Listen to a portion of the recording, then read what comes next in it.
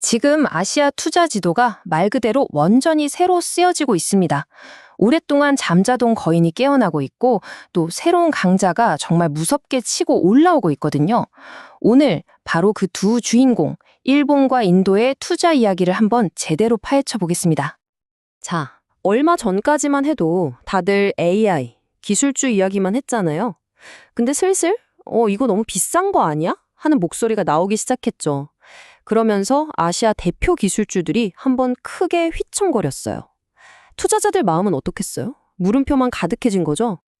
근데 있잖아요. 이럴 때일수록 막 쏟아지는 헤드라인 뉴스만 보고 있으면 길을 잃기 딱 좋아요. 우리는 그 너머를 봐야 합니다. 시장의 판 자체를 바꾸는 이 거대한 흐름을 읽어내야 하거든요. 자, 오늘 저랑 같이 그 숨겨진 기회 한번 찾아보시죠.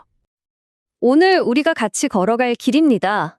먼저 지금 글로벌 시장이 어떻길래 이런 이야기가 나오는지 그 배경부터 좀 보고요. 그리고 핵심이죠. 일본의 부활, 그리고 인도의 부상. 이 두 가지 스토리를 아주 깊게 파고들 겁니다. 마지막엔 그래서 우린 어떻게 투자해야 하는지, 그리고 이 두 나라의 미래는 어떨지 비교하면서 정리해 볼게요. 자, 그럼 첫 번째 이야기부터 바로 시작해 볼까요?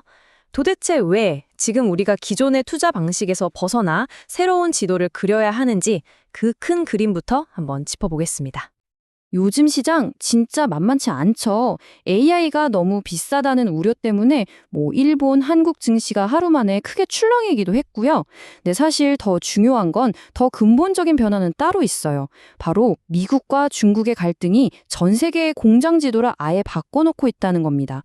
바로 이 공급망 재편이라는 거대한 파도 속에서 새로운 주인공들이 떠오르고 있는 거죠. 그 첫 번째 주인공이 누굴까요? 바로 일본입니다. 우리가 흔히 말하는 잃어버린 30년, 그 기나긴 잠에서 드디어 깨어나고 있는 거인의 이야기, 지금부터 시작합니다. 와, 이 모습 좀 보세요. 진짜 놀랍지 않나요? 이게 뭐냐면 수십 년 동안 일본 기업들이 돈은 벌어서 쓰질 않고 그냥 금고에 차곡차곡 쌓아두기만 했다는 증거예요. 돈을 투자하거나 주주들한테 돌려줄 생각은 안 하고 진짜 구두쇠처럼 말이죠. 주주들 속은 까맣게 타들어갔겠죠? 그런데 이제 완전히 180도 다른 이야기가 펼쳐집니다. 이 모습 한번 보세요. 분위기가 확 다르죠. 최근에 일본 기업들이 자기 회사 주식, 그러니까 자사주를 사들이는 규모가 그야말로 폭발적으로 늘고 있어요. 드디어 그 굳게 닫혔던 금고문을 활짝 열고 주주들을 위해 돈을 쓰기 시작했다는 아주 중요한 신호입니다. 아니, 근데 갑자기 왜? 수십 년간 안 하던 짓을 왜 이제 와서 할까요? 여기엔 결정적인 이유 두 가지가 있습니다. 첫 번째는 정비나 마찬가지인 도쿄증권거래소에서 기업들한테 거의 대놓고 제발 주가 관리 좀 하세요 하고 엄청나게 압박을 넣었어요. 그리고 두 번째, 이게 불씨가 된 거죠. 아, 이제 주주들 눈치를 봐야 하는구나. 주주가 왕이다 하는 문화가 드디어 일본 기업들 사이에 자리 잡기 시작한 겁니다. 이게 그냥 저희만의 생각이 아니에요. 보세요. 모건 스탠리 같은 세계적인 투자은행들이 뭐라고 하나요? 일본 시장 비중 확대. 즉, 더 많이 사라는 거죠. 왜? 자본 효율성이 개선되고 자사주 매입, 배당이 늘고 있다는 거예요. 한마디로 기업 체질이 바뀌고 있다는 겁니다. 전 세계의 큰 손들이 지금 일본을 주목하고 있다는 아주 확실한 증거죠. 물론 일본의 이런 부활이 모두에게 좋은 소식만은 아니에요. 특히 우리 입장에선 좀 복잡한데요. 엔화 가치가 계속 떨어지니까 이걸 엔저라고 하죠. 자동차나 전자제품처럼 일본이랑 직접 경쟁하는 우리 기업들은 가격 경쟁력에서 엄청난 압박을 받을 수밖에 없는 상황입니다. 자, 지금까지는 돌아온 왕, 일본의 부활 이야기를 해봤습니다. 그럼 이제 시선을 돌려서 완전히 다른 종류의 성장 스토리를 한번 만나볼까요? 새로운 강자, 인도의 부상 이야기입니다. 자, 이 숫자 한번 보세요. 1조 2천억 원. 이게 무슨 돈이냐면요. 바로 올해 들어서만 한국 투자자들이 인도 주식펀드에 투자한 돈입니다. 어마어마하죠? 도대체 인도가 어떤 매력이 있길래 이렇게 돈이 몰리는 걸까요? 그 비밀을 풀기 위한 열쇠가 하나 있어요. 조금 어려운 말이긴 한데 GVC 후방 참여율이라는 겁니다. 아, 복잡하죠? 아주 쉽게 설명해 드릴게요. 그냥 세계의 공장 지수다 이렇게 생각하시면 돼요.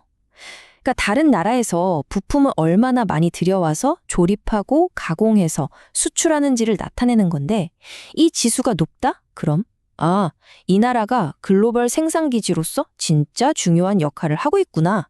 이렇게 이해하시면 됩니다. 자, 바로 이 데이터가 모든 걸 말해줍니다. 보세요. 지난 8년 동안 인도의 세계의 공장 지수가 성장하는 속도가 중국보다 훨씬 빨랐다는 거예요. 이건 그냥 숫자가 아니라 전 세계의 공장과 자본이 지금 어디로 이동하고 있는지를 보여주는 아주 명확한 방향 표지판 같은 겁니다. 그럼 인도의 힘은 도대체 어디서 나오는 걸까요? 딱 3가지로 요약할 수 있습니다. 첫째, 인구. 무려 14억 3천만 명, 이제 세계 1위죠. 둘째, 젊음. 평균 나이가 29.2세예요. 정말 엄청나게 젊고 역동적인 나라라는 거죠. 그리고 마지막, 지정학. 전 세계 기업들이 탈중국을 외칠 때 가장 먼저 떠오르는 대안, 바로 인도입니다. 이건 성장할 수밖에 없는 조건들을 다 갖췄다고 봐야죠. 자, 그럼 이제 제일 중요한 얘기로 넘어가야죠. 이렇게 부활하는 일본과 부상하는 인도, 이 거대한 두 흐름에 우리는 어떻게 올라탈 수 있을까요? 가장 현실적인 투자 전략을 한번 알아보겠습니다. 우리 같은 개인 투자자들에게 가장 쉽고 좋은 방법은 역시 ETF를 활용하는 겁니다. 일본 같은 경우는 기업 가치 상승에 초점을 맞춘 상품들이 있고요. 인도는 저 엄청난 인구의 소비력에 투자하는 거죠. 예를 들면 타이거 인도빌리언 컨슈머 같은 ETF가 바로 그런 상품입니다.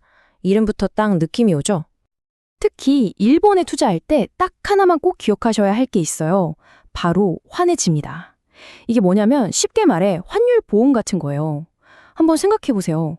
일본 주식이 10% 올랐는데 엔화 가치가 10% 떨어지면 우리 손에 쥐는 돈은 결국 또이또이잖아요. 이런 위험을 막아주는 게 바로 환해지입니다. 그래서 만약 엔화 가치 변동이 걱정된다면 상품 이름 뒤에 H라고 붙어있는 이 보험이 적용된 상품을 고르는 게 훨씬 안정적인 전략이 될 수 있습니다. 자, 이제 오늘 이야기의 마지막 장입니다. 지금까지 살펴본 두 나라, 일본과 인도의 성장 스토리가 근본적으로 어떻게 다른지 한번 명확하게 비교하면서 정리해 보겠습니다. 핵심은 딱 이거예요. 일본은요, 원래 가지고 있던 잠재력을 내부 개혁이라는 열쇠로 풀어서 다시 살아나는 말 그대로 부활의 드라마를 쓰고 있는 겁니다. 반면에 인도는요, 인구, 젊음, 그리고 지정학적 기회라는 새로운 엔진을 달고 완전히 새롭게 떠오르는 부상의 드라마를 쓰고 있는 거죠. 하나는 리바이벌, 다른 하나는 라이징. 완전히 다른 이야기입니다. 자, 여러분은 어떤 이야기에 더 마음이 가시나요? 오랫동안 잠자다 깨어난 거인, 일본의 부활 스토리인가요? 아니면 이제 막 잠재력을 터뜨리기 시작한 새로운 강자, 인도의 부상 스토리인가요? 아시아의 미래 10년은 과연 어떤 이야기가 이끌게 될까요? 그 흥미진진한 변화를 계속해서 주목해야 할 이유입니다.